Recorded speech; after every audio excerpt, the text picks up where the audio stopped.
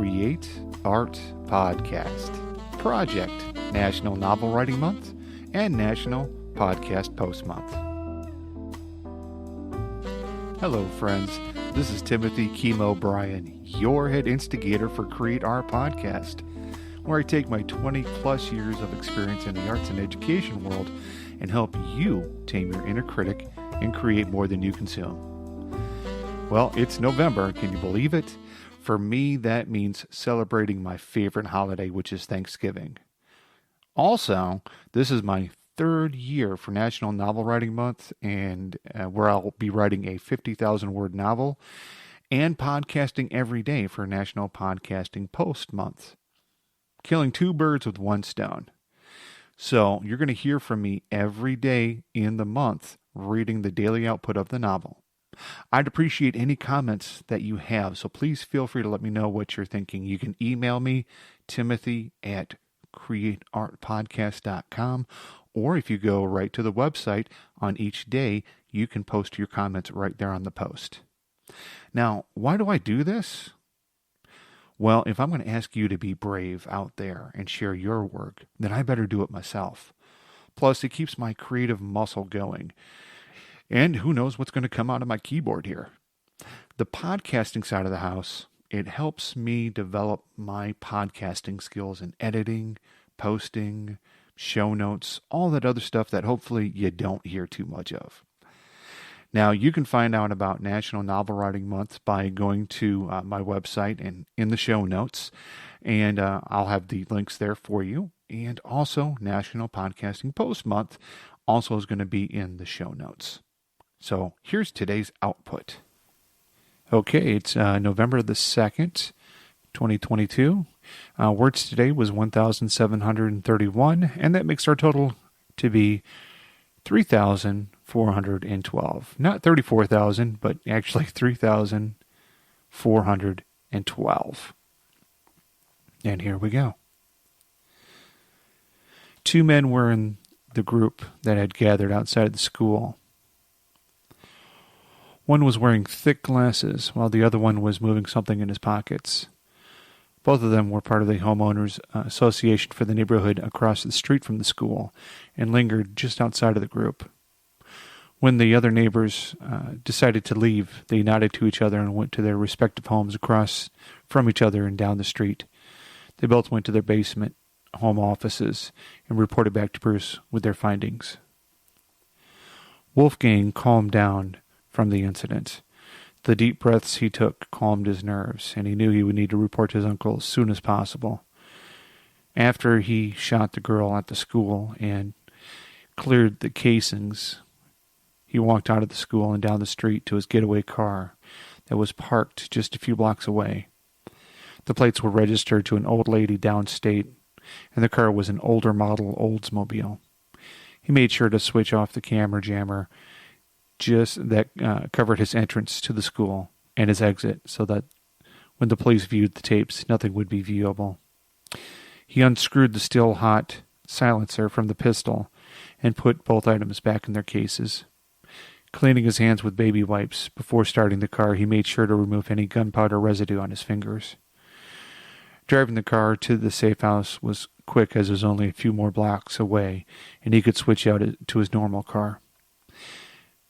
As he approached the safe house, he tapped the garage door remote and quickly pulled the old car next to his. Leaving the getaway car unlocked, he exited quickly, leaving the gun and the silencer case in the front seat to be removed later, and got into his normal car and headed back to work. While driving, he picked up his burner phone to contact his uncle and placed the call. "The best answer to anger is silence," said Wolfgang. "How ridiculous and how strange to be surprised at anything which happens in life," replied Bruce. Wolfgang parked his car back at work after stopping off and paying cash for the coffees for his boss and co-workers. It had only been 30 minutes since he departed for his task. He walked up to his co-worker's desk and dropped off the coffee before heading to his boss's office. Before approaching his boss, he took 3 deep breaths and knocked on the door. Wow, you got back quick.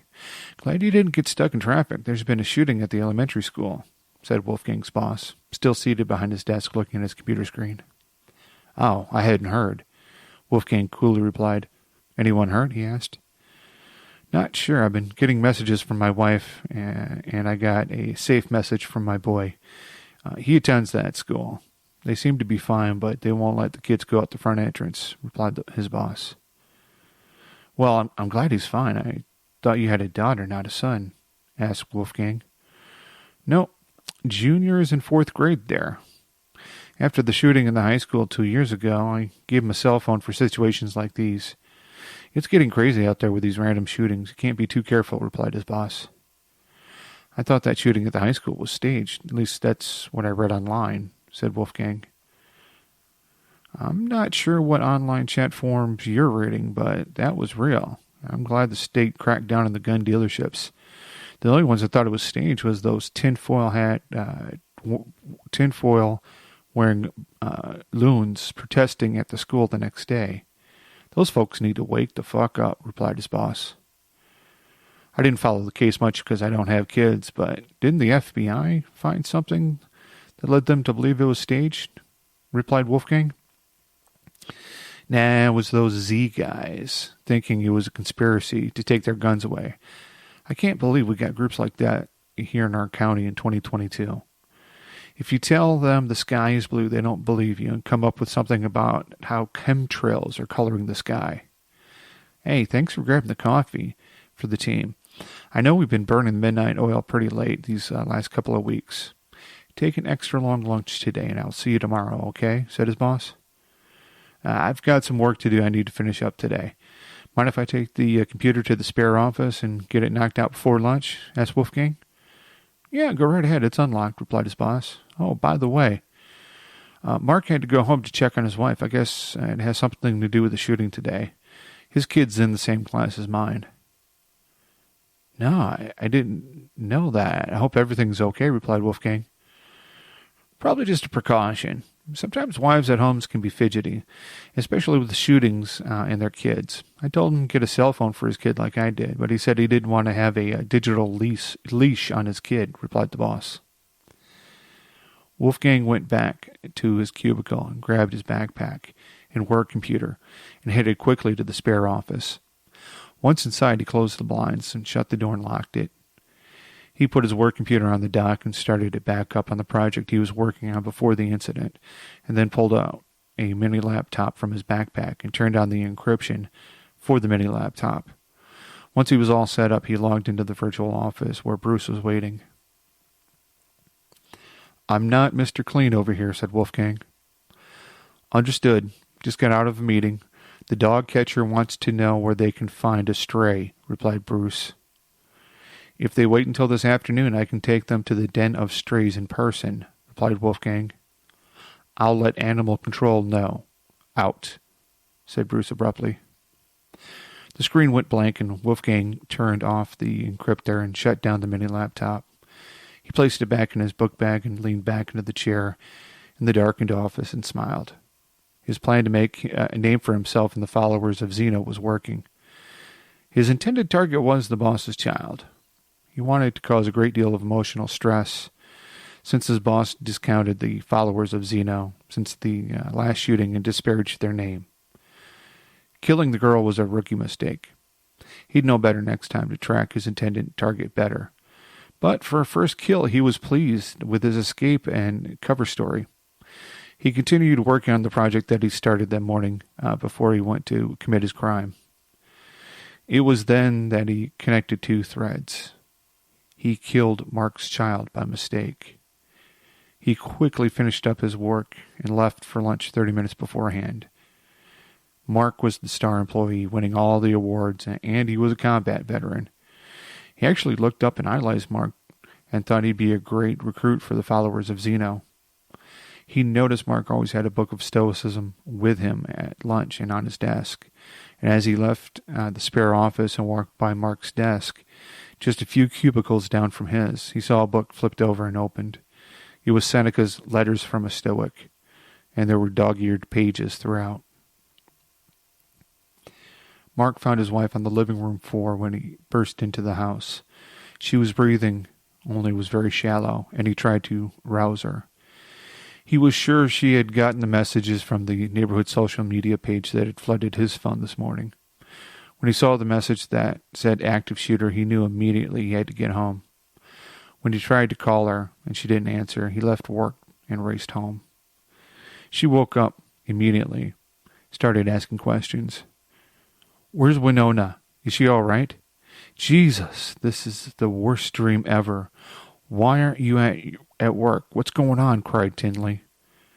"I know about as much as you do, dear. Are you physically okay? Are you hurt anywhere?" Mark asked. "Oh, God, no. Is she?" asked Tinley. "I don't know. There aren't any details. We probably won't know for a few hours. I'm sure she is fine because she knows what to do. We have trained her. The school has procedures for this. We just have to trust the system and let it take its course," Mark tried to reassure his wife. "Mark, I can't feel her. She is dead. Who would do something like that? She's just 9 years old. She wouldn't hurt a flea, and her classmates love the fuck out of her. I love the fuck out of her." "Why? Tell me why," cried Tinley. "Shh. Now, we don't know, and we don't need to go into panic mode over this. She's been through several active shooter drills, and she knows what to do. She is more prepared than the teachers, and she can defend herself. We just must trust that she kept her head, and she is fine. Let's just sit on the couch and breathe for a few minutes," said Mark. Tinley got up off the floor, leaning on her husband. They both sat on the couch as she sobbed, and he held her to keep himself from crying. Their phones were pinging messages from neighbors, from the neighborhood social media page, and from friends who had heard about the news of the school shooting. They waited for an eternity to get a signal from Winona telling them she was safe. Tinley somehow knew that signal would never come, and that made her cry even harder. Mark's anger smoldered as he listened to his wife's sobs, and he tried to encourage her to take deep breaths as he was doing audibly.